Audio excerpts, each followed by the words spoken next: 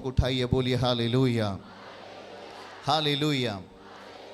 चलिए इस पद को भी देखिएगा, 13वीं आयत को, अब आपको अच्छा से समझ में आएगा। सीधा सीधा लिखा है कि जो अपने अपराध छिपा रखता है, हालेलुया। एक बात देखिए, ये वचन सबके लिए है ना। हम अपनी जिंदगी को बेहतर कैसे करें, ये हमें प्रभु सिखा रहे हैं। अपराध एक पाप का चिन्ह है, और जो अपराध है वो एक संसार का बल है। याद रखना, जो अपराध है वे एक संसार का क्या है, वे संसार का बल है। इस अपराध की जो ताकत है वो संसार के अंदर तेजी से काम करती हैं। आप इसे रोक नहीं पाएंगे, आप इसे हरा नहीं पाएंगे। संसार में रहकर इस संसार की गंदगियों को हराना आप कभी नहीं उसे हरा सकते। अंधियारे में रह करके अंधियारे को दूर करना आपके लिए मुश्किल है। हम अंधियारे को तभी अपनी जिंदगी से दूर कर सकते हैं जब हम अपनी जिंदगी में उजियाले को स्थान देंगे।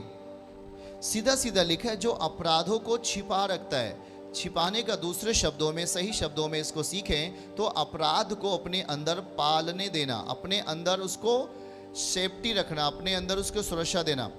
अपराध को अपने अंदर रखना, अपराध को ये कहना कि हाँ तू सही है मेरे लिए। आप जब अपराध के प्रति अपने आप को तैयार करते हैं तो अपराध एक पाप की कैटेगरी है, एक पाप का चिन्ह है जो आपके अंदर रहकर आपके जीवन को अस्त व्यस्त करता है। आपके कंसंट्रेट को, आपके कॉन्शियंस को, आपके मन को, आपके विचारधाराओं को, आपके मानसिकताओं को डिस्मोलाइज करता है, पैरालाइज करता है, वो ख़त्म करता है आपको। जिस तरीके से एक व्यक्ति अपंग हो जाता है, वो चल नहीं पाता है, लकवा मार देता है, ठीक उसी तरीके से ये अपराध है, आपकी ज़िंदगी को, आत्मिक ज़िंदगी को लकवा मार देता है।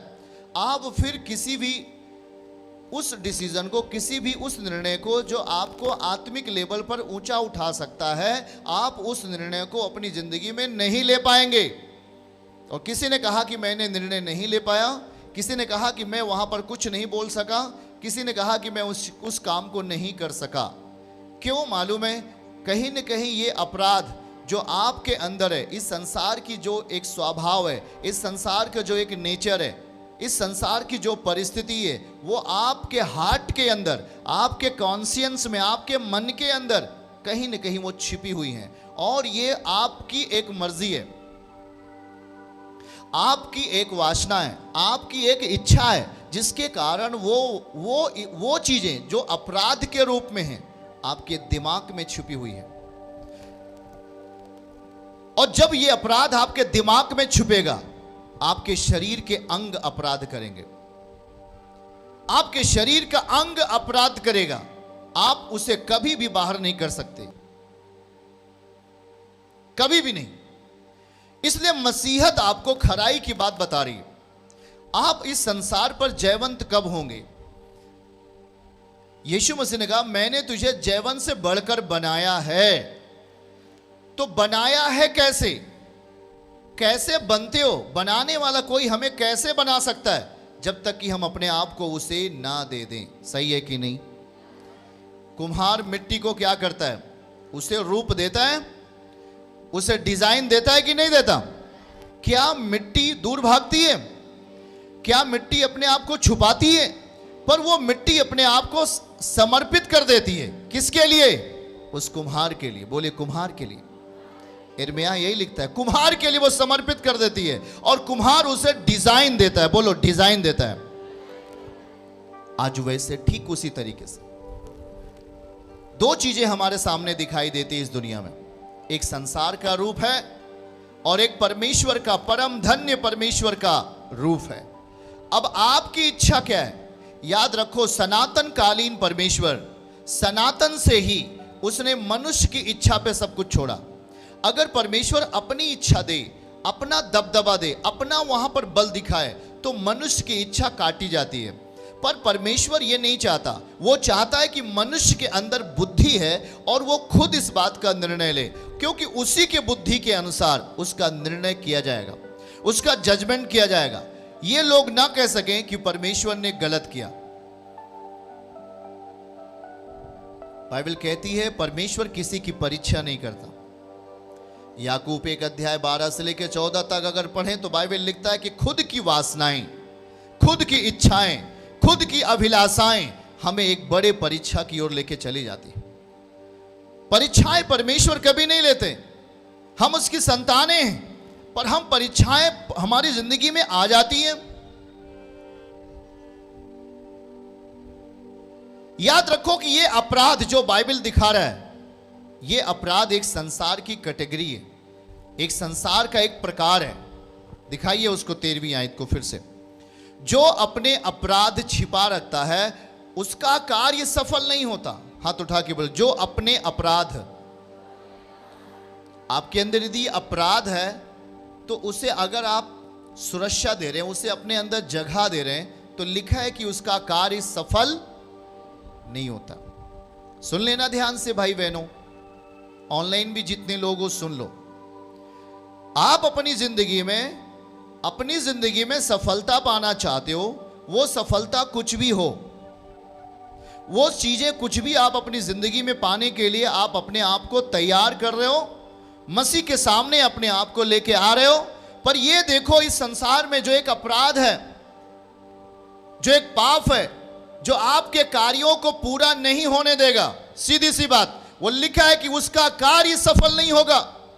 परंतु जो उसको मान लेगा, अपराधों को क्षमा करने वाला यीशु मसीह हमारे बीच में है। आमीन बोलो। वो इस दुनिया में पापियों को गले लगाने के लिए आया कि नहीं आया? पर पापी अगर पाप को अपने अंदर रखे, अपनी इच्छा उस पाप की ओर लगा दे, अपनी मर्जी उस पाप में लिपटा दे, वो कभी भी उसके पाप क्षमा नहीं होंगे। यीशु मसीह ने पाप किसका क्षमा किया? जिसने कहा प्रभु मैं पापी हूं। नोट कर लेना इस बात को। यीशु मसीह ने उसका पाप नहीं क्षमा किया जिसने नहीं कहा कि मैं पापी हूं। आपको अपनी जुबान से इस बात को अंगीकार करना पड़ेगा। बाइबल सीधा सीधा लिखता है, जिसने अपने अपराधों को मान लिया उसके अपराधों को यीशु मसीह ने क्षमा कर दिया। आमीन बोलो। सबके अपराध नहीं, सब पर दया नहीं, सब पर करुणा नहीं, सब पर आशीर्वाद नहीं।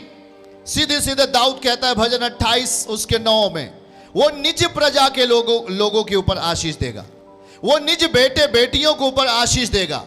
जिसने अपने अंदर, उनके अंदर अपराध था, लेकिन जब उद्धारकर्ता उनके सामने पहुंचा, जब यीशु मसीह उनके सामने पहुंचा, जब परमेश्वर के ये आयत उनके सामने पहुंची, वचन पहुंच गया, उसने कहा हे प्रभु मैं पापी मनुष्य हूं, मेरे पाप क्षमा कर दे।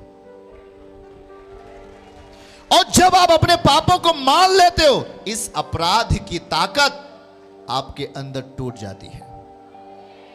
यह एक अपराध है, यह एक ऐसा स्थल है जहां पर शैतान अपने पंजे के द्वारा हमला करता है।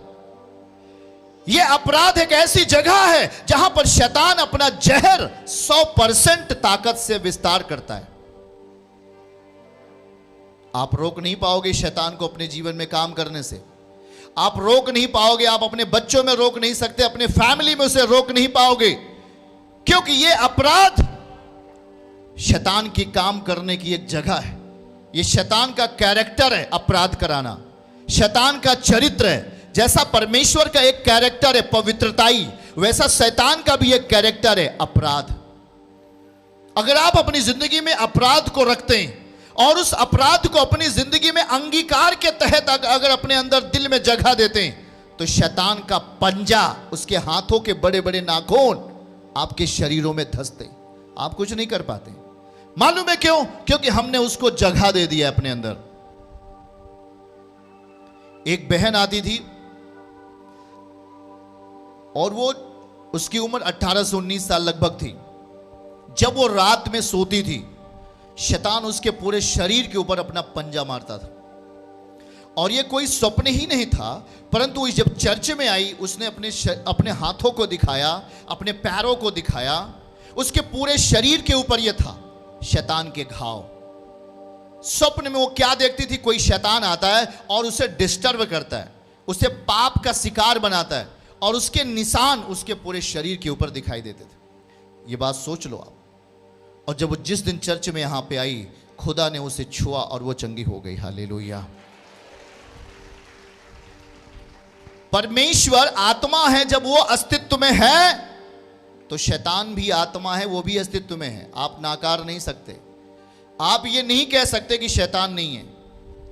यदि परमेश्वर है तो शैतान भी है, यदि सच्चाई है तो झूठ भी है, सोच लेना। और जो झूठ है वो अपराध को गढ़ता है। इस दुनिया का पाप जो एक अपराध की कैटेगरी है, वो आपकी जिंदगी में लाता है, जहां पर शैतान अपना स्थान स्थापित करता है। आपके जीभ के ऊपर, आपकी आंखों के ऊपर, आपके कॉन्शियंस के ऊपर, आपके मनों और विचारों के ऊपर अपना स्थान स्थापित करता है शैतान। और फिर आपके जिंदगी के कार्यों को वो सफल नहीं होने देता। आप कहते हो मेरा बेटा है, ये हो जाए, मेरी बेटी ये हो जाए, ये मेरी खुद की जिंदगी कुछ अच्छे जगहों पे चली जाए। नामुमकिन, इम्पॉसिबल। आप कभी सफल नहीं हो सकते, क्योंकि ये वचन में लिखा क्या है, देखिएगा इसको। जो अपने अपराध, बोलिए, जो अपने अपराध, अपराध किसके हैं? खुद के। जो अपने अपराध, अपराध आपने किया तो वो अपराध आपका ही हुआ, और वो अपराध जब आपका हुआ तो उस अपराध के स्थान पर शैतान का हमला है। वो उसका घर बन जाता है, वो उसका निवास बन जाता है। और लिखा, जो अपने अपराध को छिपा रखता है उसका कार्य सफल नहीं होता, परंतु जो उनको मान लेता है और छोड़ भी देता है उस पर दया की जाएगी। आमीन बोलिए। किस पर दया की जाएगी बताइए जरा? जो उस अपराधों को क्या करेगा, और जो उस अपराधों को मान लेगा और उसे अपनी जिंदगी से उस बुरे काम करने को, उस प्रक्रिया को, पाप की प्रक्रिया को छोड़ देगा। 100% मैं कह रहा हूं, आप पर दया होगी। चर्च की सभी प्रार्थनाओं को और परमेश्वर के दास के द्वारा टीचिंग सुनने के लिए और अपडेट्स को जानने के लिए हमारे इस चैनल को सब्सक्राइब करें और साथ में बेल आइकन को जरूर दबाएं, ताकि जब भी लाइव प्रार्थना हो तो सबसे पहले आप देख सकें।